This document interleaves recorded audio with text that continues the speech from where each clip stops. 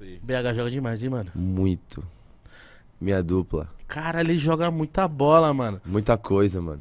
Ele dá risada, velho? Porra, mano, o Bruno é particular, mano. O Bruno Particular? É um cara particular, Ele é mano. quietinho, né? Então, mano, ele é quietinho, mas ele também é resenha. Só que aí tem que entender qual é o momento que o Bruno tá pra resenha. Aqui no programa, por exemplo, você acha que ele, se ele viesse, ele ia ser mais calmo ou mais resenha? Conheça as praias da Dona Sônia. Vai lá. Habibs. Ele é muito assim. Ele é. Não, então, mano, o Bruno é muito louco, mano.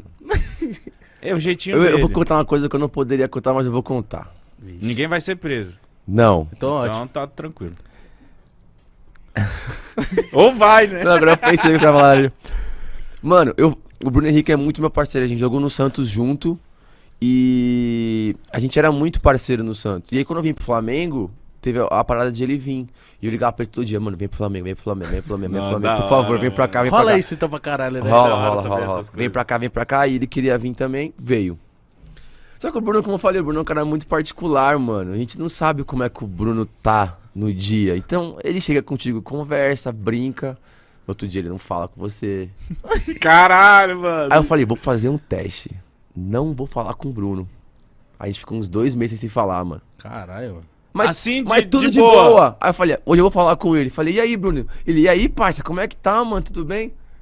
Falei, Normal. Se você falasse, mano, a gente tá 2 meses sem se falar, ele, caralho, é mesmo? É Legal, nóis, caralho, vamos tomar um, E no campo, gol todo jogo. Aí o Bruno Henrique vai, gol. E sem se falar? E sem se falar fora de campo. Mas também sem brigar, tá tudo bem. Que doideira, mano. Ah, o Bruno é louco. E pra ele nem percebeu. Nem percebeu, tava tudo bem. Que doideira, mano. Que doideira. Cada um tem o seu jeito. Então-